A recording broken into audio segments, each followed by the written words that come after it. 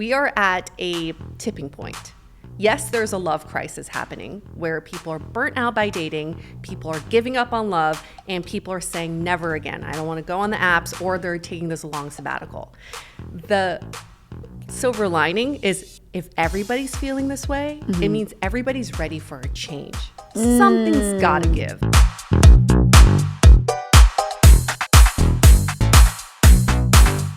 What's up, everyone? Welcome back to Hey Babe, Can We Talk? With me, your host and bestie, Drea Renee. If this is your first time here, welcome. This is the place for the hot mess expresses, the black sheeps of love, and for those who just can't seem to get it right when it comes to matters of the heart. I am you, you are me, we are one, and if no one else gets you, I do. And if you're returning, I missed you, and we're going to have a great episode. On today's episode, we have Yue Xu, co-host of the Dateable podcast. I am so excited about this, you guys. We're going to be talking about dating online and dating fatigue. But before we get into that, make sure you guys hit that like, follow, and subscribe, and comment down below because I love to hear from you. So without further ado, let's get into it with Yue. First of all, thank you so much for being here. I've been so excited to have you on. Thanks for having me, Drea. Yes. This is such a good time to talk about dating. Like, I have no idea what's going on. I have no idea what I'm supposed to do. What do you think? Everyone's feeling. But I think that's normal. Like, I think if you are really good at dating and you figured it out, then dating would be very boring. Right.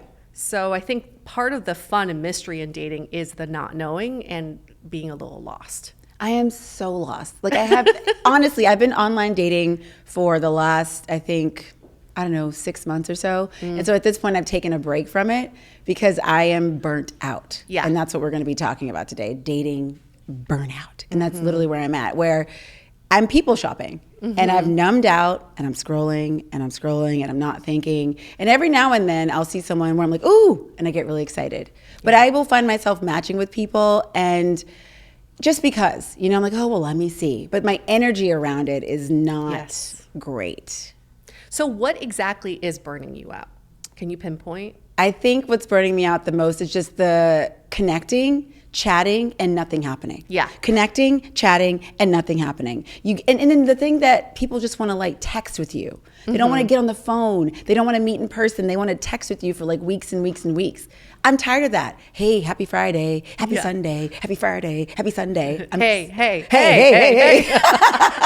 There's so many hays, and the good morning texts. I had this one guy message me good morning like 2 weeks in a row. And this is where, we were talking about this before we started, the masculine and the feminine energy, right? So some people have said that I can come off as a little masculine because I'm just like, let's get to it. What are we doing? So I thought to myself, let me rest in my feminine. Oh, I hate that. Why do you hate that? I want to throw up as much as...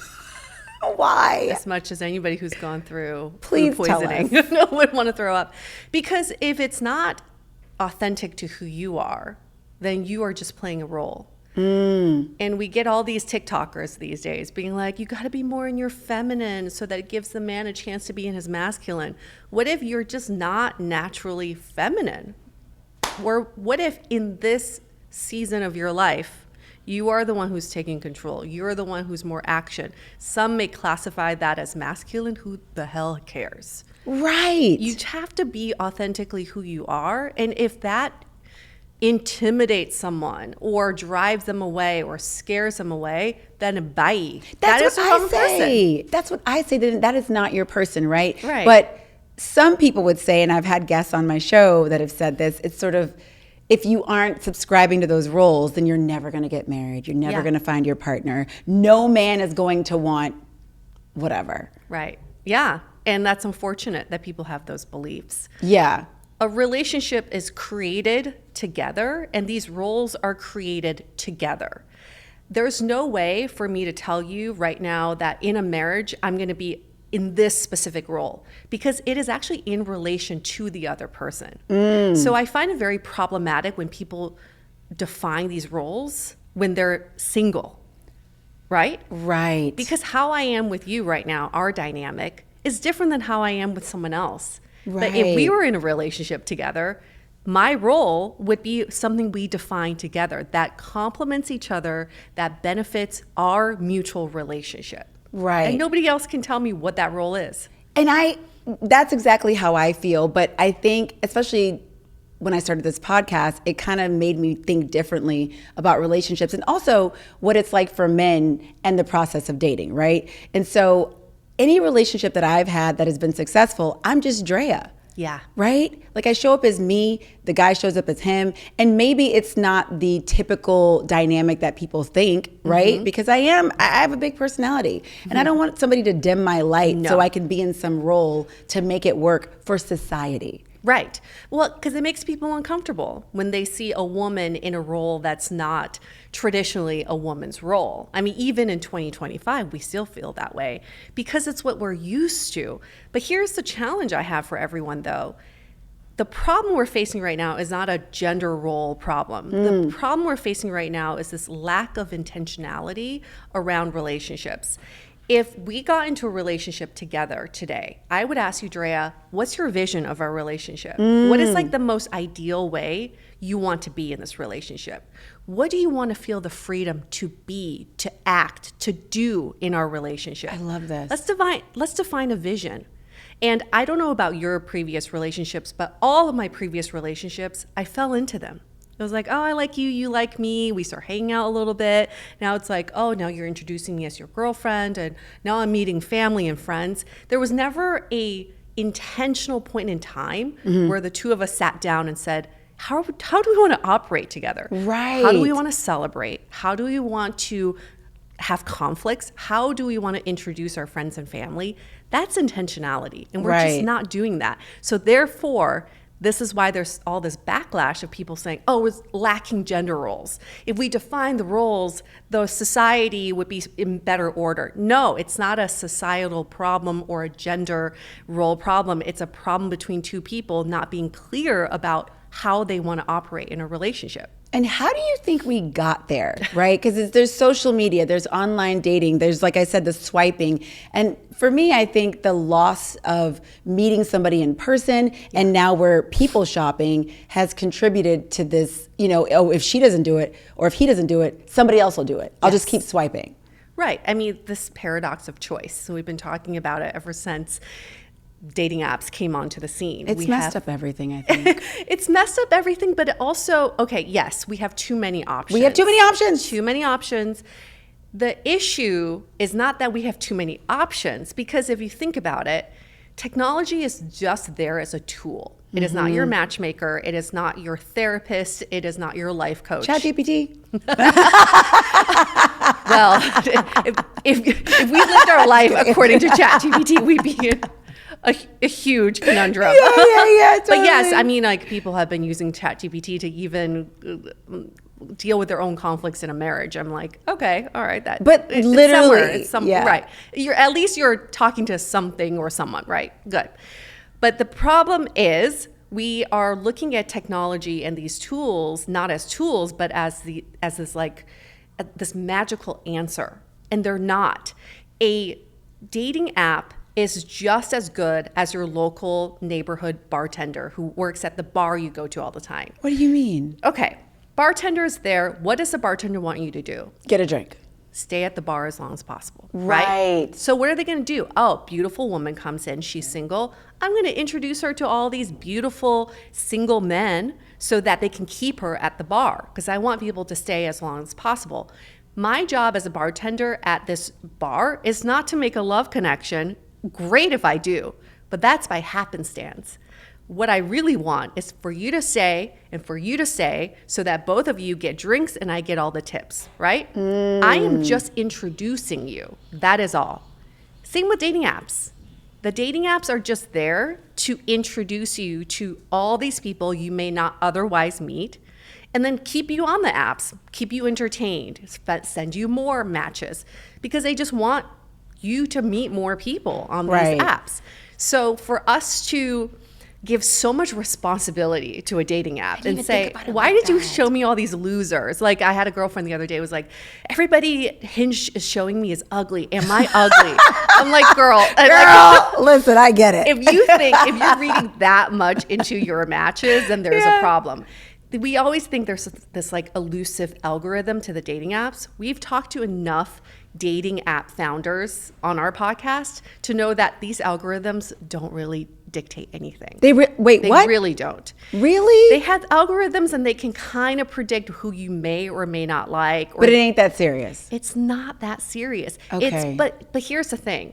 According to research and all sorts of science, a dating app's algorithm can serve you a match just as good as you picking your own match, meaning none of it matters. We think that we know what we want. Yeah. So we went out and picked out the person we like. Your chances of being in a successful relationship are just as high as your chances of being in a relationship with someone an app introduce you to. Okay. So you're basically like nothing we're doing outside the apps is really moving the needle. And the apps aren't really going to move the needle either. Right. We just have to take that leap of faith with the people that we meet and try to start something with them. Right. Yeah, this idea of them keeping you on the app, like I've heard that, but you're so right. You know, they want you to stay there because if everybody just meets someone, then no one's going to be on the app. Well, and Hinge came out with this whole tagline like designed to be deleted. Yes, I was right? going to say, yeah. They want you to be matched, but sure. I mean, they say that because they want you to believe that they have this elusive algorithm that can deliver to you your most perfect person. Nobody can really determine compatibility. No. There really is no such thing. This is why I think matchmakers are kind of BS, because there really is no way. Let's talk about it. Absolutely no way. There is just no magical algorithm for me to, even if I know you to the deepest core of who you are, Drea, I still wouldn't be able to match you with the perfect person. Because first of all, we're constantly moving. We're dynamic people.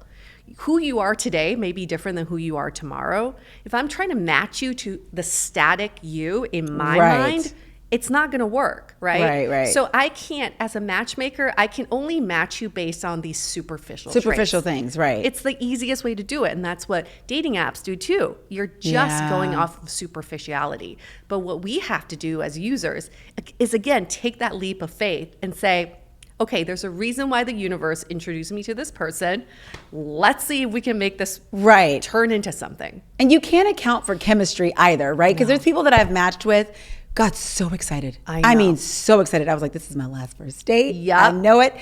And I meet them and they walk around that corner and my whole body is like, nope. Like immediately, Reject. You know what I mean? And Yep. so those things you cannot account for on an app or like matching someone. It's totally impossible. Or there have been guys that I wasn't that excited about. And then I'm like, well, what's going on here? Well, that's why I want to address what you're talking about with burnout. When I asked, like, what is it that's burning you out? Yeah. And you said sometimes you get excited about someone, Yes. the messaging goes nowhere, or you don't end up meeting in person. They're not making plans. Everyone just wants to chat all day. For and sure. It's driving me crazy.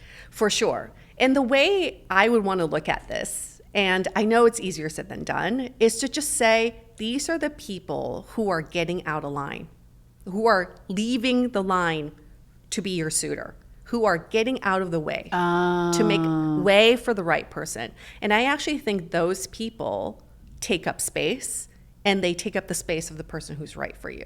So I actually appreciate the people who get out of line early, who stop messaging, or who don't move the messaging off the apps. Just say bye. Just say bye. Because you're holding on. When you say you get excited through, when you match with someone, you're just excited about the idea of this person. Right, because you don't know them. And most of the time, they don't show up that way. Right. As we talked about before. So instead of getting excited about the idea of this person, if they show their true selves in early messaging, like they stop messaging, bye. Really just thank you. Thank you for getting out of the way. Exactly. Now there's room for someone else to come along. A guy messaged me WYDRN at 11 p.m. And one of my girlfriends had the nerve to say maybe he just wanted to talk. And I was like, are you okay? Like, to me, he just showed himself. He said, hey, WYDRN. That was it. When you can't even spell out the entire full sentence, there's a problem. How many other women are you sending this to? Right. Is my question. Exactly. And I always wonder is everyone getting fatigue? Is online dating going to change? Is it going to shift into something else? Because I think not as many people talk when they go out these days. Yes. People be like, oh, can you give me your Instagram? I'll talk to you on Instagram. Like, what do you think about that? Oh, I know that. It's so disheartening sometimes. I went out with a friend years ago and he saw a cute girl at a bar, and instead of going to talk to her, he pulled up Tinder, was like, let's see if I can get her as an option on Tinder. And I'm like, she's right there. Let's go talk She's to her. right there. She's right there. So yes, I think there's a connection problem. I also think we're at a really good place in dating. I know that sounds crazy. I'm like, what? This is why we wrote our book, How to Be Dateable, because we are at a tipping point. Yes, there's a love crisis happening where people are burnt out by dating, people are giving up on love, and people are saying never again. I don't want to go on the apps, or they're taking this long sabbatical. The silver lining is if everybody's feeling this way, it means everybody's ready for a change. Something's got to give. Something's got to give. Yes. Yeah. No one's sitting there going, oh, things are so great the way they are. No. Nothing needs to change. Yeah. There's not one person. And if you are that one person, we'd like to meet you. But Please. There is no one person saying that. So it must mean that everybody's open to new ways of connecting and meeting someone. So yes, maybe dating apps are kind of falling out, or maybe there's just, you already see like a 30% decrease in app usage. Yes, this year specifically. So I think that's a sign though that if app usage is down, people now have room, space, and time for something else to take its role. So we're seeing a lot of more people going into these clubs, like running clubs, which I have my opinion about. Yes, but at least people are getting pickleball out there. Yeah, pickleball, going along the route of like in-person events. God forbid, pick up a phone or in person. Oh no. Oh my God. Isn't that so wild? It is wild. The amount of men, like I said earlier, that want to chat. And so as I was telling you before, a guy that I was chatting with, and then I went to his Instagram and he did not look like his photos. Yeah. And so there's this whole thing of like catfishing. And also every conversation I have with everyone's tired of online dating. Everyone's over it. They're burnt out, this, all these things, same stuff. And so I'm like, how is it possible we're all experiencing the exact same thing? I call it like a reality TV fatigue as well. It's the same thing. When The Bachelor first came out, do you remember when The Bachelor first came out? Yes, 100 years ago, yes. Because everybody was so authentic. Like, everybody was actually looking for love. For real. And nobody had like the crazy fake lashes and just like spray tan everything. You're just, people looked real. Waiting to get followers for their Instagram. Right, because there was no Instagram back then. Yeah. So people were authentic. And I think that's how dating apps were in the beginning. It's like, oh, this is a new avenue for me to find love. I'm going to put up some real pictures of myself. I'm going to have a real profile of who I am. I want to be authentic. Now, however, decades later, look at The Bachelor now, right? It's Who's ridiculous. there looking for love? No one. They're trying to get jobs and Instagram followers. They're trying to get rich and famous, and everyone is extremely fake. But they knew how to package themselves to get on the show. Right. It's the same thing with dating apps. Now people just know how to package themselves and market themselves in the right way to get the matches. Right. But do they really care if they're matching with the right people? Exactly. No. They just want the vanity swipes. So we're at this same fatigue period. It's like, okay, everybody figured out this dating app game and everyone's playing that game. But then now my online persona, my dating app persona is so much better than my real life persona. Exactly. So that's why I don't want to meet you, Drea, because I have so much more swag when I'm talking to you online. Exactly. Because I can ask ChatGPT to come up with some lines. This is what I'm saying. This is why when people do not talk to each other on the phone before they actually meet someone, I like to do a phone conversation and a quick little FaceTime. Yeah. I'm sorry, because it saved me so much time. And I love that you do that. Yes. And that takes away a lot of people who are not ready to be seen. Exactly. Who just want to text you and then go to the venue and meet you? No, absolutely not. No. Who am I meeting? Who am I talking to? What does your voice sound like? Right. So many things. And then as a woman, it's a safety precaution, right? Thank you. You want to make sure this person's real. You want to make sure that they seem safe or sound safe. Yeah. You feel safe around them. That's a huge part of why we do this. Right. So anybody who's like, no, I don't want to get on a call or I don't want to FaceTime, it's a problem. And then absolutely thank you for getting out of line. Get out of line. I love that. Get out of line, right? And what is happening now too is these false connections are being created, right? Especially because you can use ChatGPT. And so a girlfriend of mine, she was talking to this guy for 2 months on text. 2 months. They just couldn't get it together with scheduling. I'm like, 2 months? And she's like, oh, we really like each other. This is a real thing. No. 2 months? And then, of course, they meet finally without FaceTiming, never spoke on the phone, nothing in person. He had no conversation. She's like, he was so great on text. And I was like, are you serious? That's insane to me. It's false so connection. Wild. It's so wild that digital communication makes us feel closer, yet so far from people. I spoke at this college a few months ago to college freshmen, and I asked, raise your hand if you're on a dating app right now. And nobody raised their hand. What? Right. Nobody was on a dating app. These were like 18-year-olds. And I asked, how many of you are in relationships? And maybe like half the room raised their hand. And then I was like, how many of your relationships are long distance? And like over 70% of the people raised their hand. So after this class, I asked them, I said, what do you constitute as a relationship? And most of them said, texting.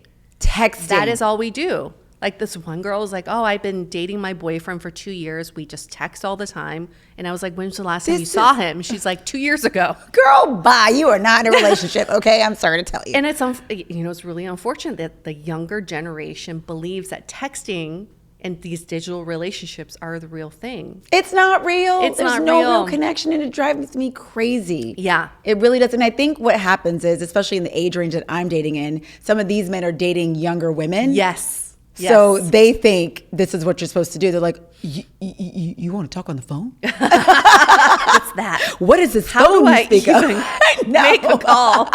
I'm like, press my name, and then I'm going to show up on the other line if that's okay with you. Yeah, I can see that being really intimidating for some people, but good. Intimidate them. Yeah. Yeah, bye. It's just, it's really frustrating, and I commend everybody that's in a relationship. On my last episode that I put out, I said, if you're in a relationship, just stay. Like, don't come out here. I'm like, I really think about whatever it is that he did, just stay. Because it's wild, especially as you get older. And, when you're dating and you're older, it's like people come with baggage and they come with stuff and their own ideas about relationships. For sure. Right? For sure. And people come with this facade that's not them. And the people who don't want to get on a call or they don't want to FaceTime you is because they're so afraid to remove that facade. A lot of what we hear from daters of why they don't think they can get into relationships is because they're afraid. They're afraid of fully being seen. They're afraid of being authentically who they are. They're afraid of disappointing the person that they've somehow swindled to be in a relationship with. Yeah. And there's a lot of that going on these days. It's not a commitment issue. I don't see that much anymore. Really? It's really just a fear of showing my true self to someone else. Well, that's interesting you say that. I realize that sometimes when I go on these dates and I'm really excited and I'm really attracted to the person, I can be performative at times. Absolutely. In the sense of like, I don't want to lose this. Oh my God, he's so cute. Yep. This is really working out. And then you become some different version of yourself, right? Yes. Now I've gotten away from that as I've evolved, but it can still show up a little bit. He's like, oh, do you like golfing? I'm like, I love it so much. Always golfing. Me, yep. And he's like, do you want to go golfing? I'm like because like you don't want to lose it. There's this fear, especially when you have gone on a bunch of dates, had a bunch of phone calls that went nowhere. You finally meet someone, you get excited, and then you just become this different version of yourself. And it's like no relationship is ever going to be anything real if you can't really be yourself. In our book, we actually call this the date self. Yes, talk to us about the book. Right? Everybody has this date self. The date it's self. A song and dance.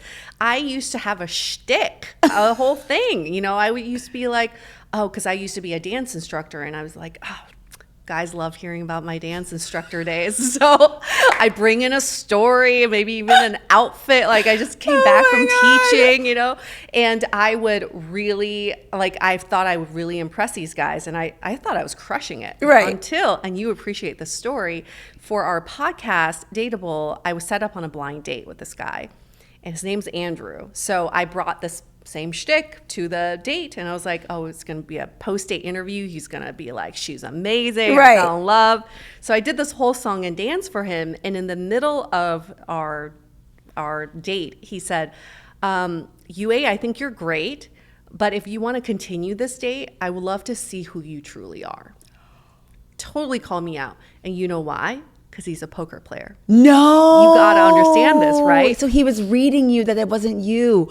Poker players are so good my God, at so seeing good. through the BS. 100%. And he saw this on a date. Dang, and he called you out. He totally called me out. And it completely shifted the energy of our date. It went from me being up here, completely not grounded, was kind of floating, to now he sat me back down. Sat you down. He said, let's ground and let's talk about who you are. Goosebumps. Right? And when was the last time anybody had ever said that to me? Ever. Yeah. Never. And also, I was in a place to receive. If I weren't, I would have been very defensive. Of course. What are you talking about? Yeah. This is me. Okay, Yeah. I did just come from my dance class. I am amazing. Tap, 3, 2, 1. You know, he's like, okay, all right. He's like, yeah, okay, but you're not. You're being weird. You're being weird.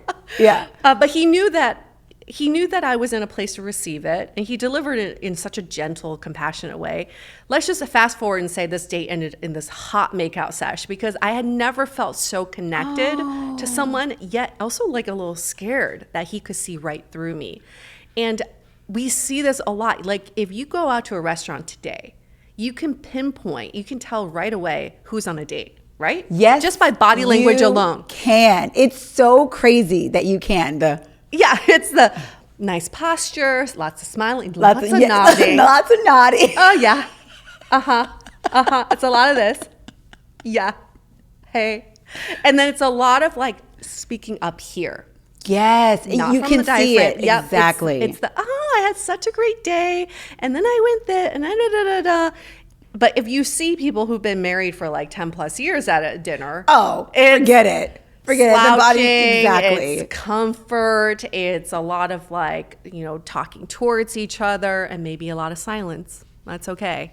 A lot of silence. A lot of silence. Looking around. Yes.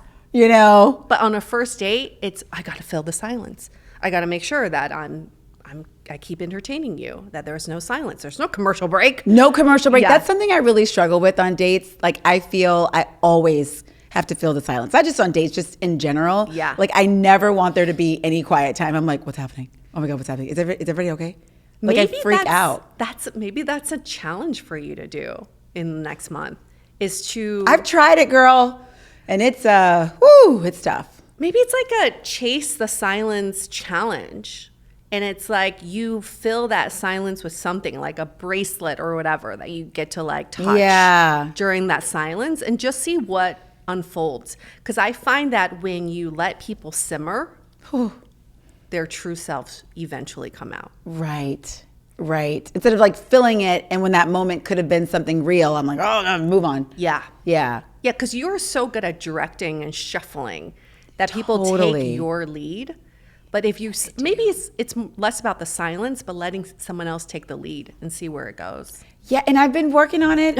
I really have, but especially with online dating, because the whole process to getting to the date is just such a thing. Yeah. Sometimes you message people and they take 3-4 days to message you back. Yeah. And I'm like, what am I supposed to do with this? Yeah. Or they message you right away. They want to get your phone number. They want to chat. Yeah. And I love that. I'm here for that. Let's make a plan. Let's do it. Because I don't want to spend 2-3 weeks texting with you before we actually make a connection. But that process of sitting, because look, I struggle. Like we were talking about the masculine, feminine energy, right? It's like, at what point do I interject and say, let's make a plan? Or do I sit back and go, because everyone's like, no, you got to let the man make the plan. The man's got to lead. The man's got to this. What are your thoughts on that? Whatever's authentic to you. It goes back to that. If you like making plans and you know that you get easily disappointed when someone else makes the plans, lead the planning process. If you love when a man plans for you, with you, then what you do is build the structure. And then let them come in and lead. So here's an example. In our book, we talk about time boxing your use of dating apps. Meaning, what if you said you only use this Sunday nights? And you put that on your profile. I only check this Sunday nights. Okay? Now it's building a little bit of urgency and timing. You're building structure. If you don't hear from me Monday through Saturday, it's because I'm not on here. So your only chance is Sunday. Okay? So Sunday, you match, you get these messages. Hey, just so let you know, I only check this on Sundays. If you want to reach out again, like we can take this offline, right? We can take this to a phone call. If not, like See you on Sunday. Exactly. Let them come into your structure. You're also leading, but not in the way that is traditional to leading. Right. You're building a blueprint. And then they can come in and start building that house. Right. Oh, I like that. The time boxing. That's good. Yeah. And you don't have time to check dating apps every day. Right. This is going to be better for your sanity too. Right. Girl, because when I first got on there, you get the hit, you get the adrenaline rush. Yes. And I knew I needed to take a moment when I was in the shower. I'm in the shower doing my self-care, girl. And I hear a ding and I'm like, This could be my love of my life. Exactly. Yes. Exactly. But that feeling I've had to sort of, not water it down, but bring that energy back to myself, because I think there's so much on, if you don't have a partner, you're failing. Yeah. There's so much on that. If you're single, what's wrong? Where is he? Where's the baby? Where's all the things? And I think people feel a lot of pressure, especially in LA. Just dating is just an interesting process, But yeah, figuring out I don't need to hurry up and do it. Everything always feels urgent. Yes. I think you are so typical of the high achieving, confident, action-driven woman who is dating and trying to take all those attributes into dating. Yes. And what you lack, which many people do, is the patience for magic to happen. And I think what could really benefit you is, one, taking the notifications off. Oh, yeah. They've been off. Okay, no They're more off. dings. Yeah, I turned them off. After the shower incident, I was like, okay, I think let we me need to take a my moment. shower in peace. Right, exactly. And here's the shift to all of this, because this happened to me when I got out of my 5-year relationship 2 years ago due to infidelity. So, 5 years, we're on this marriage track. We're actively trying to get pregnant. And I find all the evidence to show that he had been philandering around with other women. The whole time? Not the whole, well, who knows? I only found evidence of the past 6 months. It was multiple women. My God. And who knows how Who long. knows? Who knows? But, what the best part is, I actually reach out to both women. One of them ignored me, but the other one came on my podcast. It's called The Other Woman because she had no idea she didn't know about me. So this is a whole other tangent, but it's No, please. I can only blame the actions of my partner. You have no idea who the other people are involved, right? And a lot of this pitting women against women, Hate it. I don't stand for that. I really think this was a woman who thought that she had a connection with someone who was single. She didn't do anything Were they wrong. in a full relationship? It was not a full relationship, Okay. but it was starting of something. Got it. He definitely made an effort to see her. So anyway, that's besides the point. But after this relationship ended, because it was going down the trajectory of marriage and kids, Right. And I even had a moment of, even before all this happened, was is this it? This is the rest of my life, right? Is this it? Then after this ended, here's my thought. Being single is actually the rarity. It really is. And there's stats that as a woman, you have average only 10 years of being single in your adult life. The rest of it, you're in relationships or a marriage. So it's a privilege to be single. So many single people are in a rush to get into a relationship. How many people in relationships do you see being oh, this is this is the most amazing thing every day? I get to be in a relationship? Not a lot. Not a lot. Not a lot. Because guess what? Even in the best of relationships, it gets stale, right? Best of relationships, you're coming onto conflict. Best of relationships, you lose a little bit of your freedom.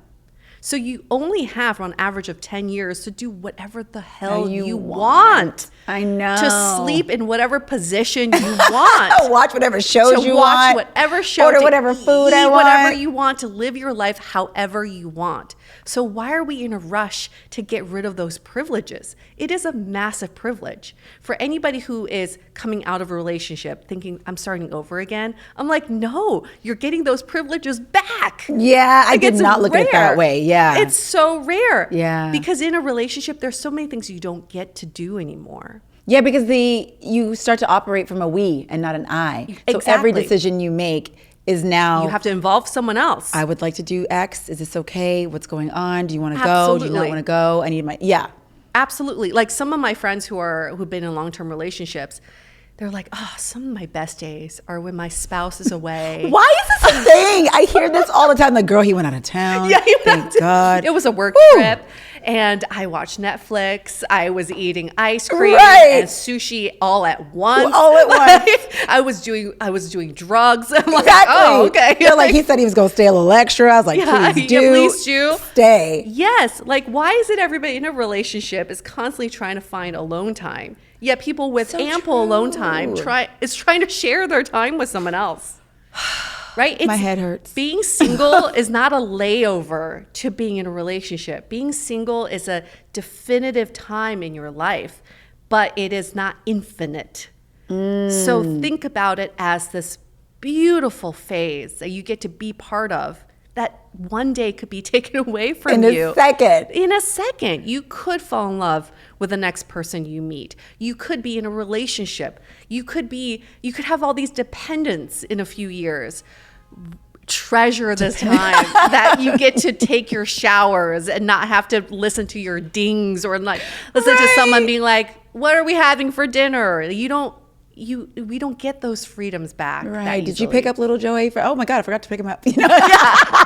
Who is he again? Who is that? My 3-year-old? My bad. Yeah, you're so right. My mom always says that to me. She's like, enjoy this time because before you know it, it can be gone and you're going to be like going absolutely insane. Yes. Yeah. Right. Like the grass is always greener for some reason. Right. And I think you're right when you're so spot on when you say like society really kind of demonizes being single. What's wrong with you? Yeah. Are you okay? Yeah. You must be crazy. It feels like all these people are on an island who are in a relationship and the single people are drowning in an ocean. And they're like, come on, girl. Just like, I know a guy. He's single. You'll like him. I don't know anything else beyond that, but he'll save you. And you can come onto this island. Yeah. But you're not drowning. You are actually thriving. Like, look at your life. You were just in Vegas yesterday. You flew in this morning. This is an incredible life that you lead that why even try to get out of it? What is the urgency to get out of this incredible life? And it's also, it is nice waking up, not worried about anybody texting me, trying to decipher a message. He put a period instead of an exclamation. Was he mad at me? I don't know. Right. He took 28 minutes to get back to me instead of 7. Like, I don't got to do any of that. No. And I am really leaning into it. I mean, I was walking around my house the other day in my little moo-moo, looking crazy. You know what I mean? With my cats. I don't know. I feel like you will look incredible in moo-moo. But thank you. But I was really embracing the fact. I was like, this is great. Like, let me really lean into this moment. Because sometimes it is difficult because, yes, I'm single. I can do it. I've been doing it. And yes, I would like a partner. But I do still have that balance now of enjoying the fact that I can't just go do what I want. I'm not checking in with anyone. Yes. And it's a great time. And here's the thing, when you get so comfortable with who you are and get so confident in who you are, the right partner only amplifies that. Right. The right partner doesn't dim your light, like you were saying, or take those moo-moo moments away. The right partner embraces. Join me in my moo-moo moments. Yeah. He might own a moo-moo himself. I don't know. You have a moo-moo too? You want someone who really leans into your single quirks versus someone who's like, oh no, I want you in this specific way because that's what I picture for a partner. So I actually think it's great for single people to lean more into their singleness. So that's a great barometer to see if the right person is there. Right. The right person just makes you want to be even weirder and crazier and quirkier. Exactly. So this reminds me of a story. I had a girlfriend. She was seeing this guy for 5 years. And she would be this completely different version of herself when he came home from work. It was this sort of like, hello, babe, how are you? I made the food. It's on the table. And I was like, where did my friend go? Like, what just happened? And there were things that we would talk about, very intimate, vulnerable things that she would never say to him because he had to be at work all day and she just couldn't. And she always said, my day was amazing. How was your day? And I was like, what is happening right now? 5 years she did this. And she was like, oh, you just can't tell him stuff like that. And I was like, this is maddening to me. I could never, like there would never be a moo-moo moment happening. No. Always in makeup, perfect little, yeah. So she's an AI robot. Basically. And they finally broke up because it like all came crashing down eventually. She snapped. But 5 years she did that. And I was like, I'm so sorry for her. Yeah. I feel sorry for him. Yeah. That he thinks this type of woman is real. right. Exactly. That makes me really sad. I had a coworker back in the day who had been married for 10 years at that point, and he said he has never heard his wife pee. Okay. She would always turn on the faucet for 10 years, and they have 3 kids. Like, What are you talking about? Did you see the birthing? I was of like, your were you 3 at the kids? labor? Like, what are you talking about? Yeah, never heard his wife pee. And That blows my mind. it sounds trivial, but at the same time, That is a big thing. It's a big thing. How Huge. do you, to be really comfortable with someone, how do you not let those moments just happen? I don't give a damn. I'm peeing.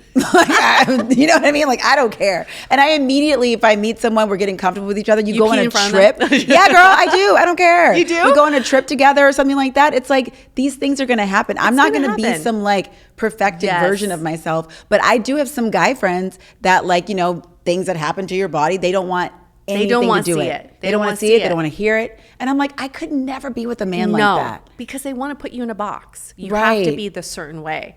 And to that I say, oh, I'm going to put you in a box. Okay. You want to be in a box? You're going to be also, I don't want to hear you fart. Yeah. Right? You're going to make $5 million a year. Exactly. That's your box. That's your box. Yeah. And then you're going to provide, and then you're going to do, like, would a man like that? I could never do that. And so there's this perfected version that these women think that they need to be, like my friend, to get these certain men, because he was a guy of a certain status. He's Yeah. very wealthy. And so she thought that was part of being with a guy like that. She's like, he's like a regular guy. You Yeah. have to do this, and you have to do that. And then we kind of had to navigate him that way too. Like, hello, how are you? You know, she's like, don't say anything. And I'm like, what? Oh, Don't okay. say anything. Yeah. Because everything had to be great all the time. And so, you know, and now she's single, she's online dating, and she's going through it. You know, I mean, she just is. And it's hard. And sometimes she thinks like, I should have stayed with him. And I'm like, no. absolutely not. Absolutely No. not. Because any relationship that doesn't allow you to be who you truly are, because that's what I would want from my partner. One of my biggest nightmares is for my partner to like leave me and be like, oh God, now I can be myself. Yeah. You know? Like I think showing up in alignment and being who you really can be is like the only way to have a successful relationship. I agree. And I think conflict is necessary in a relationship. Absolutely. We had we were on a book tour, and in San Francisco, we had this talk, and we were just like talking about what would be your ideal relationship. And this guy came up on stage, and he's like, honestly, I think just an AI robot, like an AI girlfriend. Who Seriously? just says all the things I want to hear her say. Okay. Does all the things I want her to do. And I was like, let's double click on that, because that's interesting. Would it be interesting to be in a relationship with someone who's so agreeable? Sounds Who's boring. everything that you want them to be, and nothing more, nothing less? Could you be with someone like that? I can't. I think in theory, yes. No. It'd be a very peaceful relationship. Yeah. But at the same time, if you're changing, we're constantly changing and hopefully growing. Right. And this AI girlfriend is just static, being who they are, saying all Was the he right serious? things. He was serious, but this is a very San Francisco conversation, let's be Okay. honest. But it is one of those ideas that is coming up in recent years, is how do I have a relationship without conflict? It's not It's- possible. And it's not honestly, I possible. don't even want that. I talk about that a lot on the No. show. I think your relationship between two human beings is based in conflict and how you handle it. Absolutely. Rupture and repair, Yes. and how quickly you get to the repair. Who's Yes. doing the repairing? Can we show up to each other and say, ooh, hey, I apologize. I shouldn't have said that. And to me, it brings you closer to the other person because you see this version of them that's real. Yes. Because you can date, have a great day, get into a relationship, but as soon as you have that moment of discord, you're like, now I know who I'm dating. Yes, right. And that's how you get into deeper levels of who someone is. Right. There's this great term in Chinese called 磨合, and it describes when you are when you are building a relationship with someone, you 磨合 with them, which actually means friction. To have friction. That's what 磨合 describes. And I love that wisdom is building a relationship is to have that friction so that you can mold and build and carve out areas of your relationship that you don't have with someone else. Exactly. That is the beauty of friction and conflict, is it's unique to you and this person. And that person also seems more real. Oh, yeah. Right? Like that version that my friend had to be for 5 years. It's like, that's not real. He needs the AI girlfriend. I get afraid of that we are moving towards that. Right. And same. I'm fearful of that. Yes, that there is going to be a version of AI robot person that men are going to be like, oh, they do everything. Yep. And I'm good on human contact. Have you seen the movie Companion? No. Okay, if you've seen it, you know exactly what I'm talking about. It's sort of, you have to watch it, but I'm going to give a little bit of away, is you think it's like this normal relationship between this man and this woman, then you find out she's an AI robot, companion robot. She doesn't know it. But he's able to, in an app, turn up her intelligence, turn up her aggression, turn down her aggression, sexuality, all of it. It sounds like a Black Mirror episode. It is so interesting that you have to watch it. But it begs the question of, if you were able to create this perfect partner for you, is this relationship going to last? Like, is that really going to dictate the success of your relationship? Oh, that's interesting. And if you're just like, oh, she's getting a little mad, I'm going to turn down her aggression. Oh, interesting. Right? Or she's getting too smart for her own good. I'm going to dumb her down. Ew.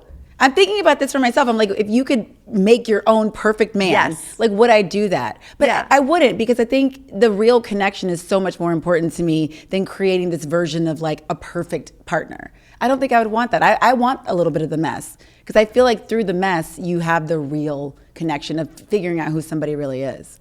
So you completely just encapsulated the beauty of dating that we've forgotten. We think dating right now, we call it love on demand. It is Amazon. Yes. It is, I want X, Y, and Z, add to cart, buy, come to my doorstep in 2 days or less.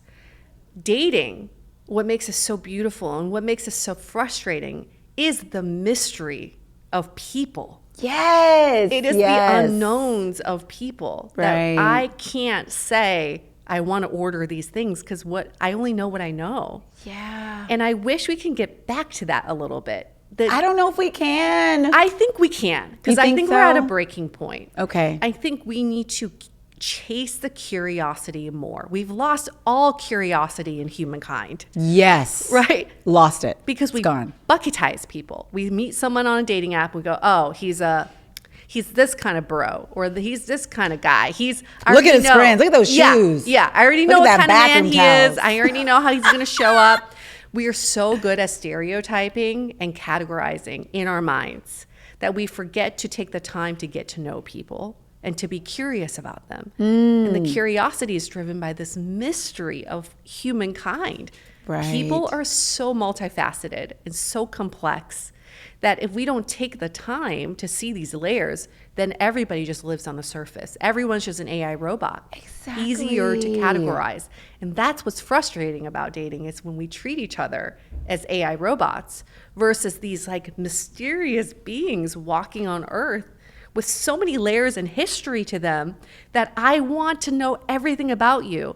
Something my partner said to me, and like, you know, my partner, he says these really philosophical things sometimes. And one day he's like, I'm just so excited to get to know you for a lifetime. And he meant that in a way of like, every day I get to know something new about you. Right. And it's going to take me a lifetime to get to know you. And even a lifetime is not enough. Like, truly. Right. Because we are so complex. And if we can see dating in that way, how much more exciting would that be? Like, to the person sitting across from you, maybe there's no romantic connection, but my goodness, like, there's so much to you that I don't know. Yeah. Like, where do we even start? Yeah, you're really making me think about my own approach now. Because I'm like, dang, have I been doing that when I'm online dating? Not looking at people as humans and the depth that which comes with a person. Well, you've been talking about human shopping, right? Yeah. And that's how it is. Yeah. You just kind of numb out. You do. Yes. Thank you. And there is no intention. It's like, yes. Thank you for putting words to that because it's your default action. Yes. Sometimes you're not even thinking. Literally not thinking. I'm like, he's not cute, he's cute, he's not cute, he's cute, he's cute. And that's it. Yeah, that's it. And you haven't even seen into these people's souls. No. I mean, not to get super woo-woo, but it's like, let's get woo-woo, girl. I like woo-woo. Everybody's a soul that's in front of you, and you're just dismissing their souls. Yeah. And being like, I already know who you are. Like, I already know you to the fullest, and I already know that you're not a match for me. And you have no idea. You have no idea who these people are. Oh my gosh. Yeah. Wow. Thank you so much for being here. Tell us more about your book and what people can expect before we let you go. Sure. The book is called How to Be Dateable, and the beginning section is all about this impending love crisis. People are giving up on love, giving up on sex, how younger generations are opting out of finding love, and how so many people are opting out of participating in society. So the second half of the book is how do we rise above? Because if we're at this tipping point, and it's kind of detrimental at this point, how do we rise above? How do we make this things less insidious than it already is?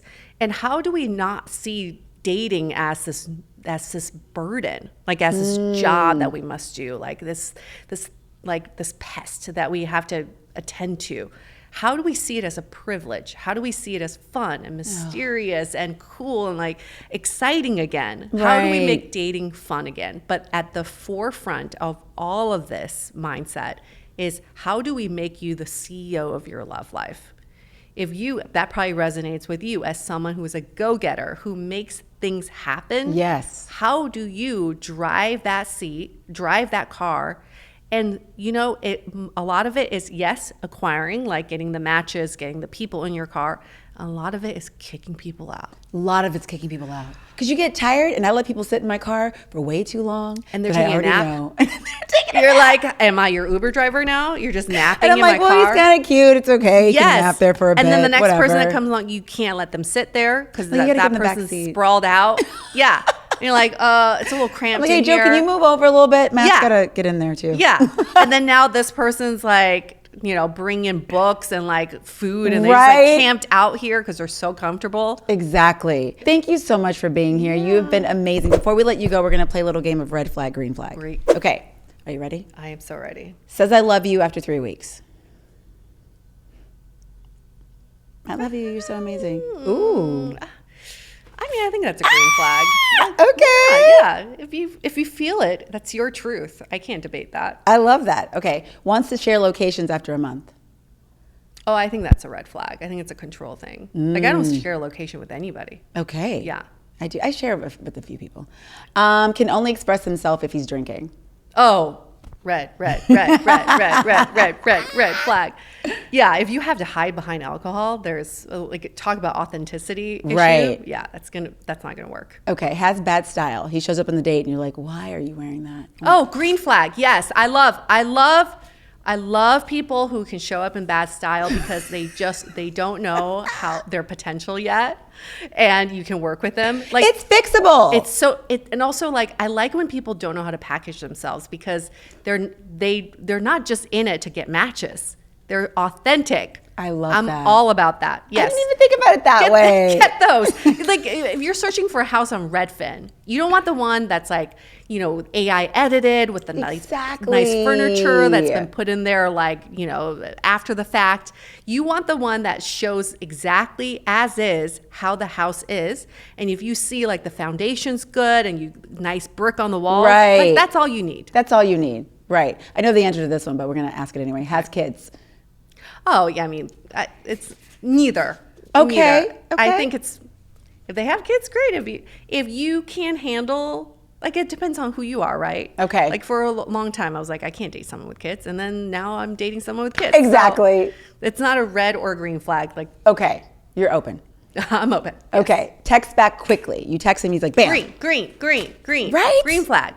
Love that. Communication. It is all about communication. Some people, I get it, for their jobs or for their lifestyle, they can't be on their phone all the time.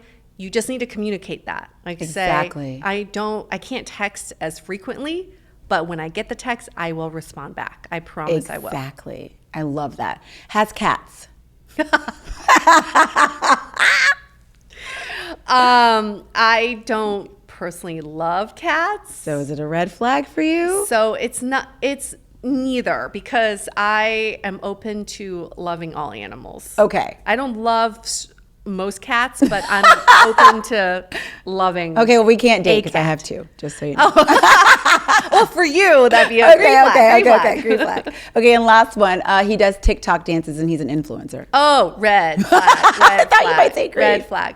I love dating a man that has no social media presence at all. Girl, right? I love it when they're private. I love when they have like 2 followers. Oh, yes. Love that. Private. One post. 2 followers, only post pictures of like Private. nature. I mean, I'm all about that. Exactly. If you're like, babe, I got to stop our date to do this TikTok dance. So, babe, hold on 1 second. Yeah. You're like, yeah.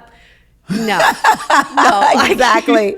I don't even do that. So you should not be doing that. You should not be doing that. Okay, thank you so much. Thank Is there any last advice you want to give to those dating online? Okay. This is what I try to say to everybody who's like, dating is so hard. I'm frustrated. I want to quit dating. Think about every interaction. Yes. Think about every interaction you have through online dating or through anything where you're connecting with someone as a door to open a side of you that you haven't seen yet. So it's less about them and more about you. So in this interaction on this date right now, what is this opening up for me? Ooh. Is it opening up the side of curiosity? Is it opening up the side that shows more love? Is it opening my capacity for, dating someone with kids, dating someone with animals? There's every moment there's an opportunity for you to ask, what is this opening up for me?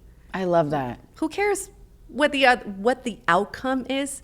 Because every relationship will eventually end. As morbid as that sounds, every relationship will eventually end.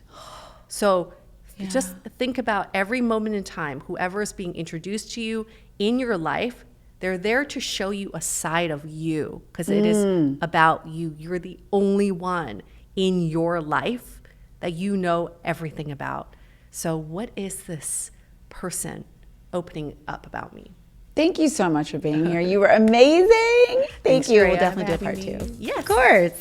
All right, guys. Thank you so much for watching. As always, don't forget this is the place for the hot mess expresses and the black sheeps of love. Before you go, make sure you hit that like, follow, and subscribe, and comment down below. And until next time, I'm Drea Renee, and this is Hey Babe, Can We Talk? Bye.